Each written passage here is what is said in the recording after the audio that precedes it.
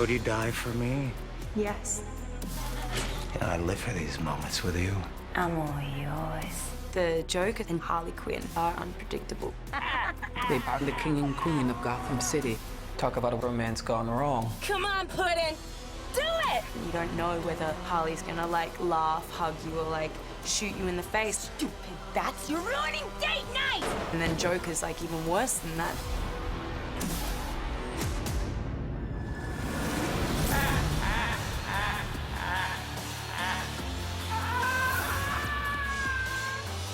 I think that the Joker is probably better known than the devil. Some might say that the Joker is the most famous bad guy in the DC universe. The trick was to be incredibly respectful of the legacy of the Joker and not tamper with that, yet at the same time reinvent the Joker. And Jared pulled that high wire act off.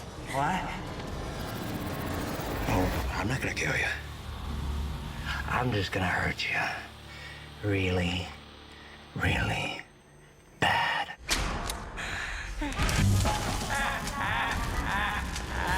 I remember when I got the call, I had this simultaneous feeling of excitement and dread, maybe is the right word, because it's not something that you really should do.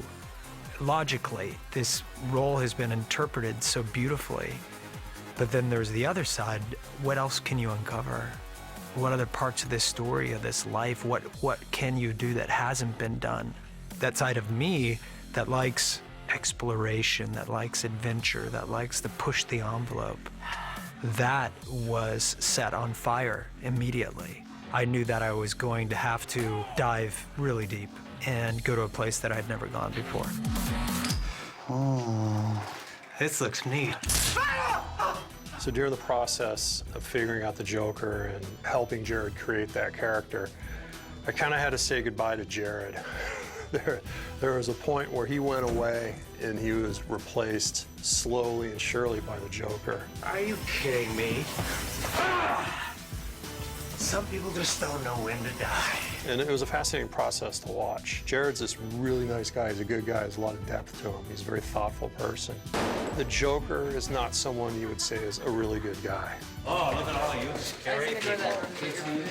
And because the character of the Joker is so out there, I mean, he's an anarchist, he's crazy. Jared's process of digging as deep as he did was one in which we wanted to support. Once he was on the set, his voice changed and he only spoke as Mr. J. Conducted himself as Mr. J. You really couldn't connect with him unless you called him J, Mr. J, Joker. And, you know, it creates an interesting set dynamic when somebody does that. Everybody gets to sit in the chair. Start with you. I would go into his trailer and have a conversation with him, and I remember the first time that happened, I was pausing because I realized I was actually having a conversation with Mr. J and not necessarily Jared. That's right. Welcome. Welcome to my nightmare. I was in another world. I was in another universe. It's exactly where I needed to be, and it was an incredible experiment, incredible exercise. So, you know, disappearing, going into that rabbit hole was something I never expected.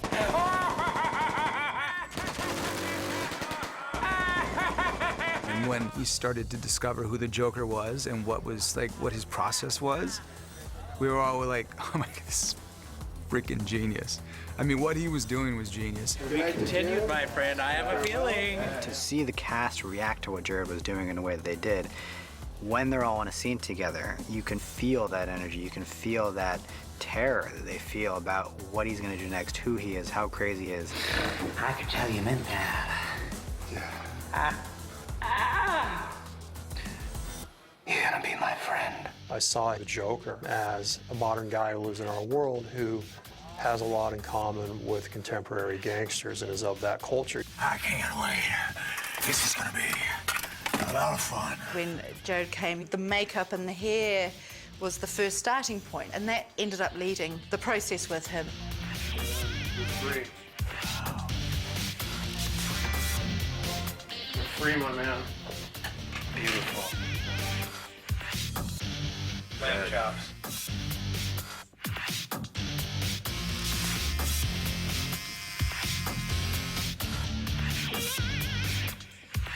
One interesting thing that happened is we explored the purple suit a lot. It was decided it was just too much with all of the tattoos and the hair and everything. So we pared it right down, and really it was to give Jared room to let him play the character and be not overwhelmed with stuff. Are you sweet-talking me? I love this guy. He's so intense. The interesting thing about this Joker, it's more like the comic books. You do see like the more traditional look of the Joker. Really dark green hair, white skin. I love it because he's got the detail of metal teeth, because at some point someone knocked his teeth out. So to have a version of the Joker in this and have this cool relationship with Harley Quinn, which is relatively new to the age of comic books, it's really fun to see. It's exciting to bring that new element, I think, to film. There is something you could do for me, Doctor. Anything, I mean, yeah. I need a machine gun. A machine gun?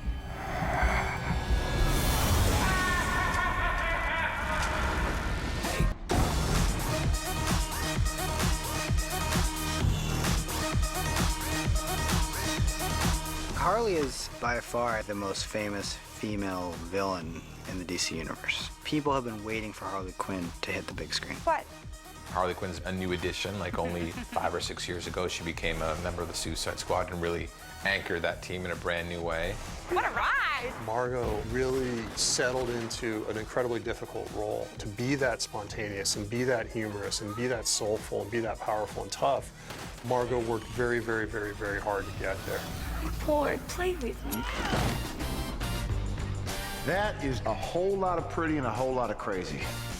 When I researched Harley Quinn and the origins of a Harlequin was always like to be like this mischievous little sidekick.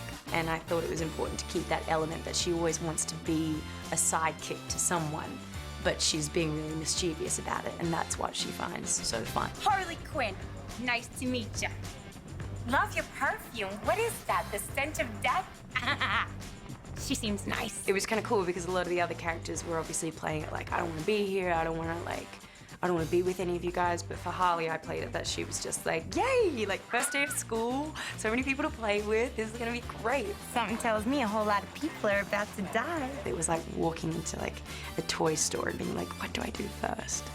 I can mess with you, I can mess with you. Hey, if you like a girl, can you light her a cigarette with your pinky? Because that would be real classy. Her character, I mean, she's a complete psychopath in many ways. Yet there's something that like draws you in, right? She's a beautiful girl, but she's a very self-destructive individual. But she's really, I mean, she's just really interesting to watch. Hey, come on. What? I saw it move. See? I flinched, I think. That was really important to definitely explore her flaws. And David is the guy that's gonna delve deeper than anyone for those flaws.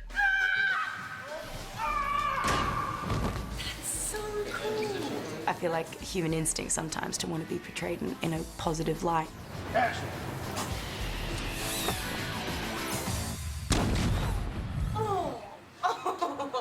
Now that's killer out. And David would always sway us the other way. He's like, no, if he's upset right now, you should say something mean to him right now, because that's what she would do. When I get mad, I lose control, you know. I don't know what I do till it's done. The kids? He killed them, didn't you? And so it was really painful at times. We're doing really emotional scenes, and you'd have a character, like Jay's character, or someone really pouring their heart and soul out, and David would come and whisper in my ear and be like, now's when you stab him. Own it. What do you think was gonna happen, huh?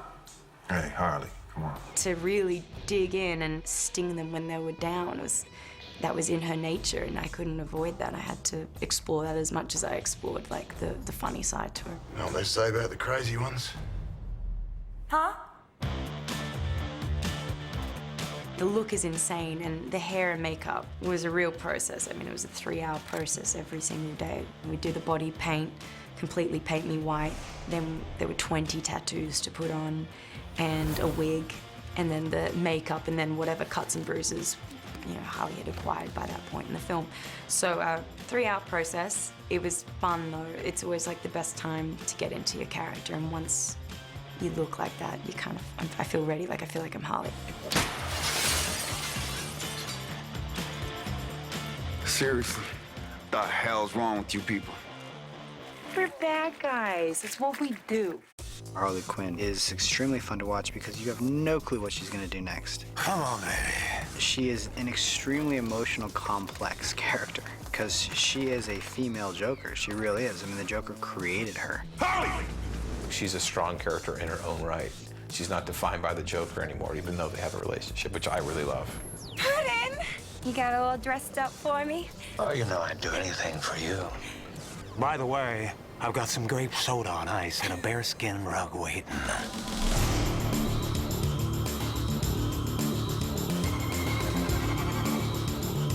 So in Suicide Squad, part of the story is this really epic romance between Joker and Harley. In the comics, there's been a lot of different versions where it's a little bit antagonistic. It's not a healthy relationship often. And this is like Harley and the Joker are like Bonnie and Clyde in the DC universe. It's a fascinating love story because is it love-love? Is it love-hate? There's a lot of ways to argue what that relationship is and what that relationship means. Oh, there she is. The fire in my loins. The itch in my crotch. The only, the infamous Harley Quinn. Puddin'? You want me? Oh, come to Daddy. That relationship is so interesting. It's just so filled with turmoil, and it's one of those relationships where they're so attached to each other and it's so dark that they can't get enough of each other. He married me. It's the very first time in a movie that I've ever been on where on day 2 of shooting on production, it was just Jared and Margot shooting that day. And the entire crew, you just kind of look around and their jaws are on the floor because they're watching something so special and so unique. You dirty pervert. Oh my God. You people, what are you looking at? Shut up!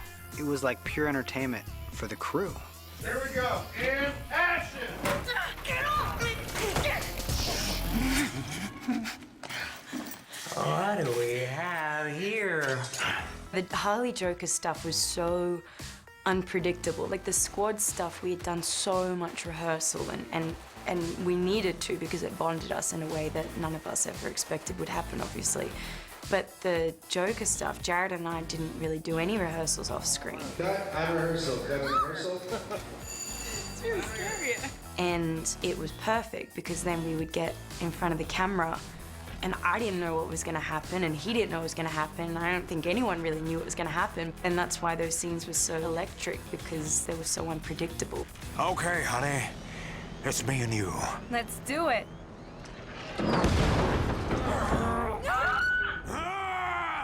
I was lucky in that I had a pretty phenomenal partner in this. I was really lucky to work with her. Incredibly kind, incredibly patient, which you have to be with the Joker in the room. Desire becomes surrender. Surrender becomes power. You want this? I do. Oh, God, you're so good. When you're acting with Joker, like, I didn't see any of Jared, not for a second. It was Joker, and he's nuts. But whatever the result was, it meant that we got these great moments on screen.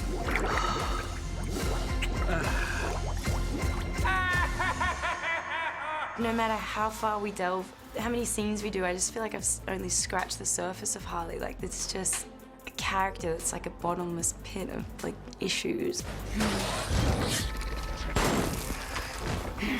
I could play Harley for like 10 years and be happy. I think the Joker will live forever. I think that he's in some ways the perfect villain. He has stood the test of time, and there will always be a Joker. You may not think so, but he's there, waiting to chew your bloody face off.